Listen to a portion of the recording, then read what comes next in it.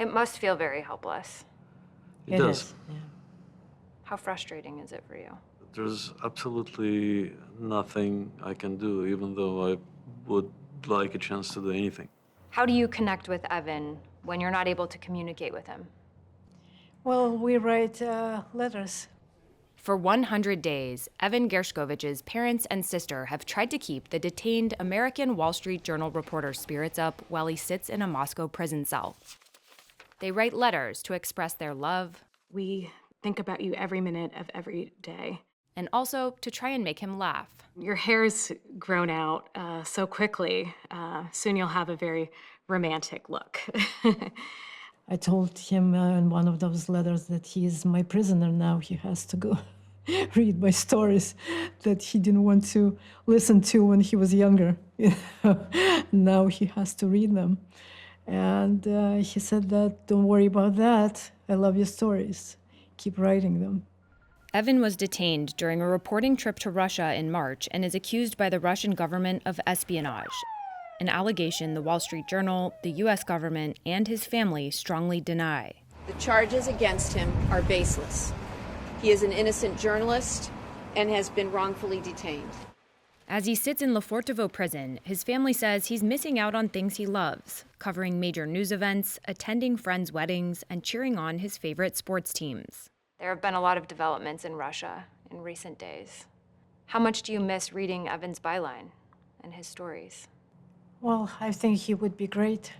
You know, he covered all the events there. He would have made an impact. Just seemed to be an itch for him. He just wanted to get the next story and the next story. And so I know that must be one of the hardest things right now. Have there been any bright moments? Bright moments were when we saw him. Twice, Evan's parents, who left the Soviet Union to become American citizens, traveled from Philadelphia to Moscow to get a brief glimpse of their son in court.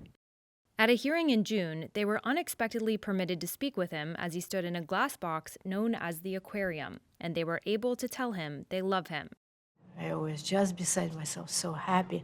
We were in deeply in our conversation. We were smiling and laughing. And the guard brought me back to reality that I'm in a courtroom. My son is in this aquarium, in this cage.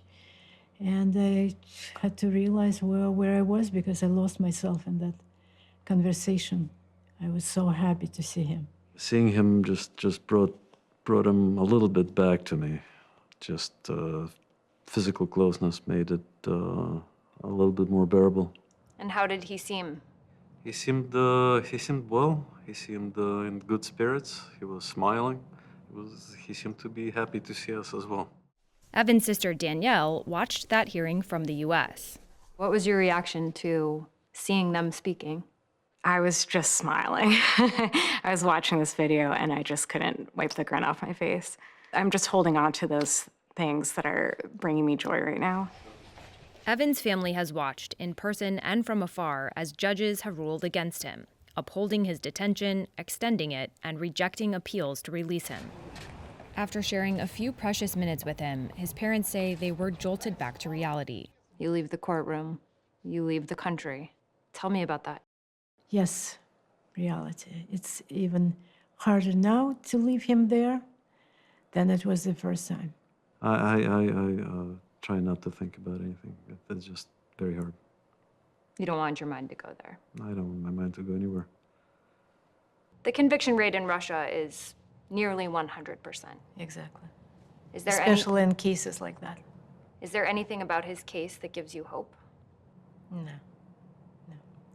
I rely on President Biden's promise to do whatever it takes to bring Evan back. I rely on his team, on their expertise. In April, the U.S. government officially designated Evan as wrongfully detained, launching a government effort to pressure Russia to free him. There's no doubt that he's being wrongfully detained by Russia, which is exactly what I said to Foreign Minister Lavrov when I spoke to him. And during the White House Correspondents' Dinner, which Evan's family attended, President Biden called for his release. To the entire family, everyone in this hall stands with you. We're working every day to secure his release. He's an American boy. Bringing him back, I think it's a team effort. What's keeping you going? I have amazing support. I have amazing parents. Just knowing that our government is doing everything in their power right now, and just everyone wants to help and is thinking about him, and I just know that we're not alone in this.